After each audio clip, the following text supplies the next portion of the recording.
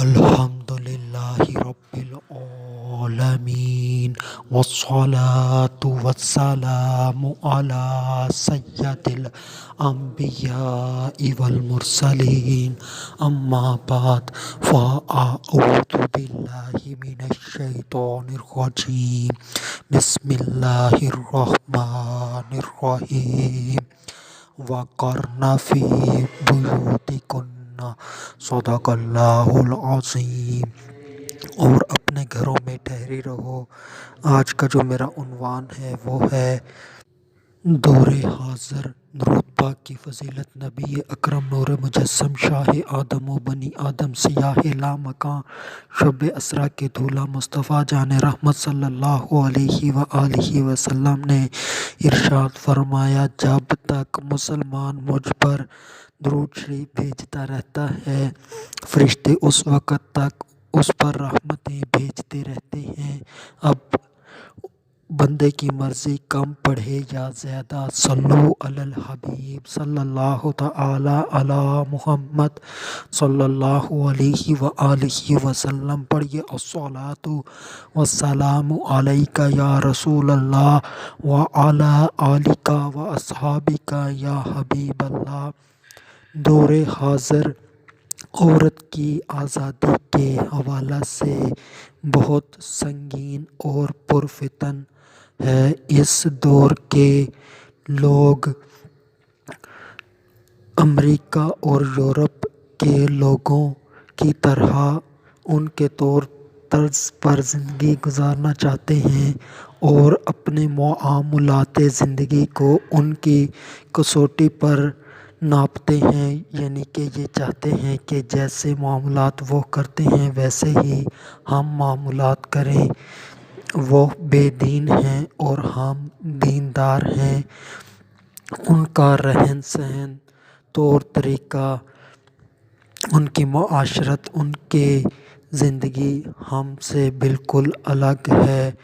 ہم الحمدللہ مسلمان ہیں۔ جو ہمارا دین ہے وہ دین اسلام ہے۔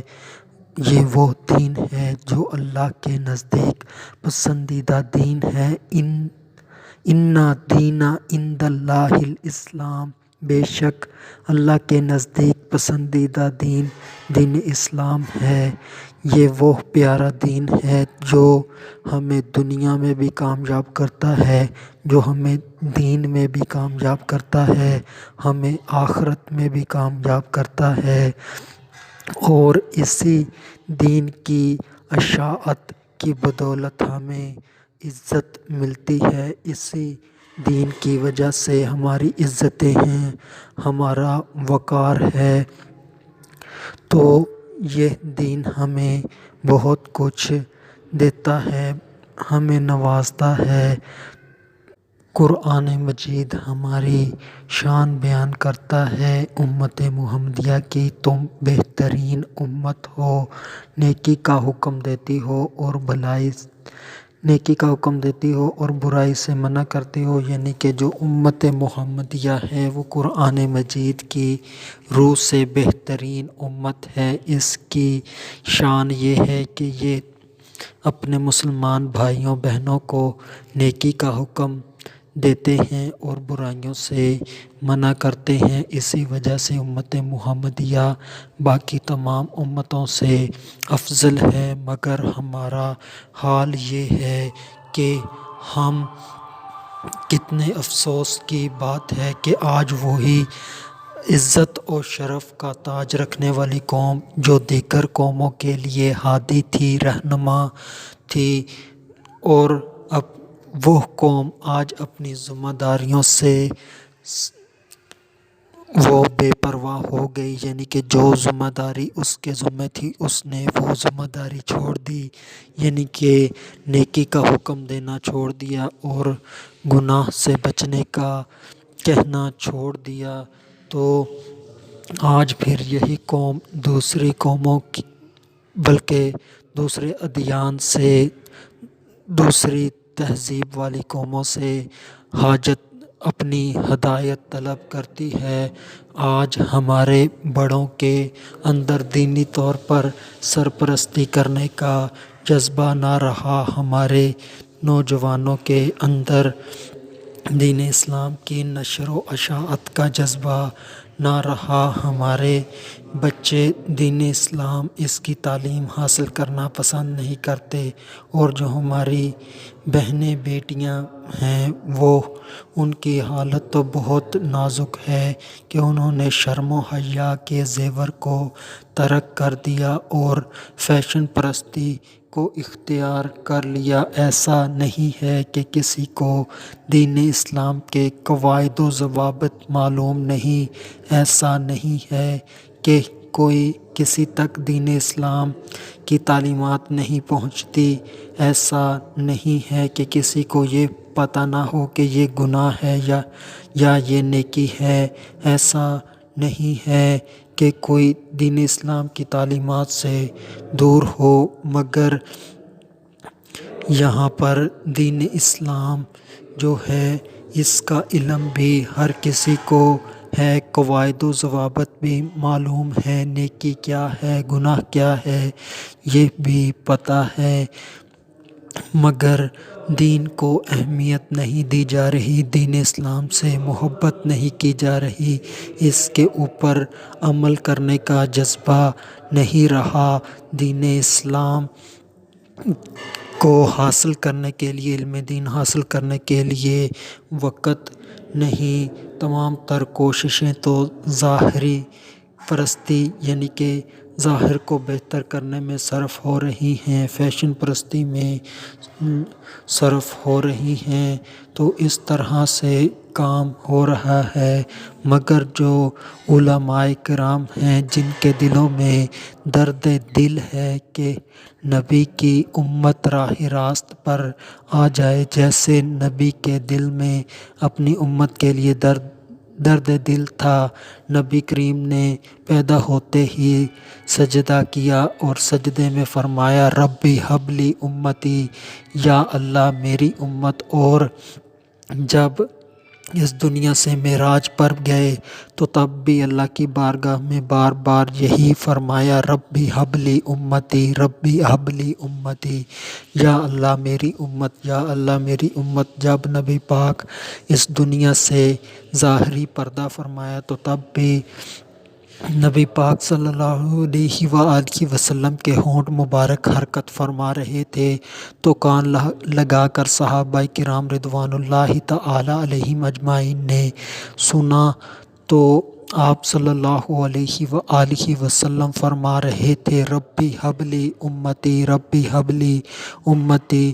آج جو چیز نبی پاک کے پاس ہوتی ہے، جو خوبی نبی کے پاس ہے، وہ اللہ کی عطا سے، نبی پاک صلی اللہ علیہ وآلہ وسلم کی عطا سے وہی خوبی علماء کرام اہل حق کو بھی اس کا ایک قطرہ نصیب ہوتی ہے۔ تو آج بھی علماء کرام موجود ہیں جو نبی کی امت کو گناہ کرتا دیکھ لیں تو رو رو کر اللہ کی بارگاہ میں ان کی مغفرت کے لیے دعا کرتے ہیں، ان کی راہ راست پر آنے کے لیے دعا کرتے ہیں۔ آج بھی علماء کرام جو ہیں وہ قولی طور پر، عملی طور پر، فعلی طور پر وہ نبی کی امت کو گناہوں سے بچاتے ہیں اور نیکی کرنے کا حکم دیتے ہیں۔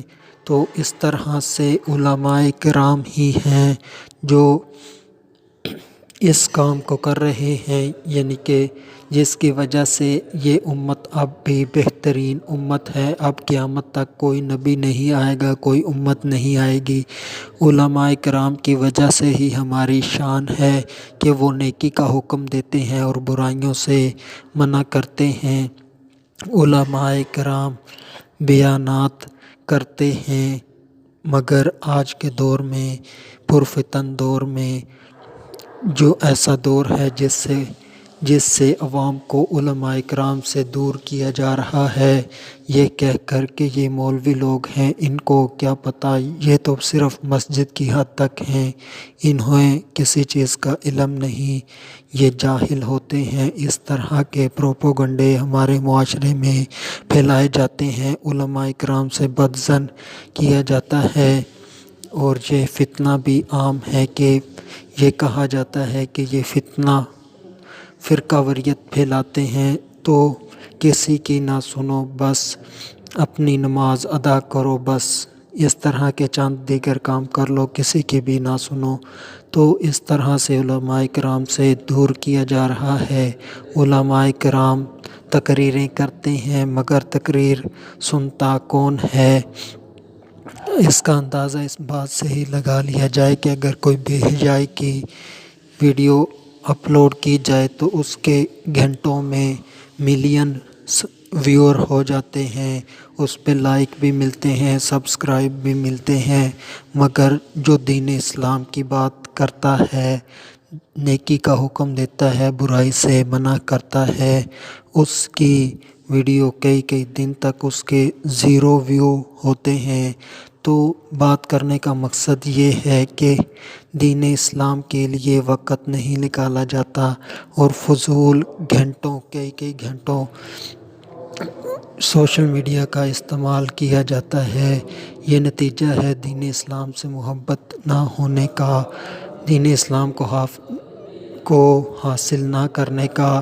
ایسا بھی ہوتا ہے کہ اگر شارٹ ویڈیو دیکھ رہے ہوں تو دیکھتے دیکھتے اگر کوئی دین اسلام والی ویڈیو آ جائے، یعنی کہ جس میں نیکی کا پیغام ہو، گناہ سے بچنے کی بات ہو، تو ویڈیو ہی وہ مسلمان سکپ کر دیتے ہیں۔ تو یہ حال ہو گیا ہے۔ جو مصنفین ہیں، کتابیں لکھتے ہیں، تو کتابیں آج کے دور میں کون پڑھتا ہے؟ تو وہ کتابیں مارکیٹ میں بکتی نہیں، کوئی خریدتا نہیں، کوئی پڑھتا نہیں، کوئی علم دین حاصل نہیں کرتا۔ اسی طرح علماء کرام تقریر کرتے ہیں، واعظین واعظ کرتے ہیں، ناصحین نصیحت کرتے ہیں، مگر ان کی بات نہیں مانی جاتی، ان کی باتوں پہ عمل نہیں کیا جاتا۔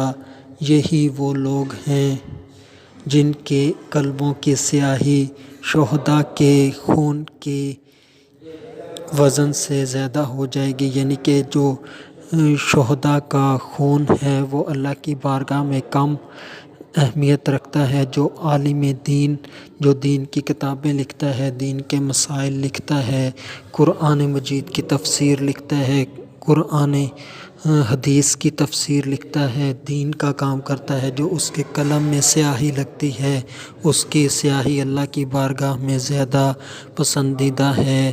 تو بات یہی ہے کہ لوٹ آؤ اپنے اس پیارے دین کی طرف، چھوڑ دو یورپ و امریکہ کی غلامی، چھوڑ دو ان کا طرز زندگی اختیار کرنا، وہ تو بے دین ہے، تو اللہ انہیں دنیا میں بھی ذلیل و خوار کرتا ہے، اور آخرت میں تو ویسے ہی وہ ذلیل و خوار ہوں گے۔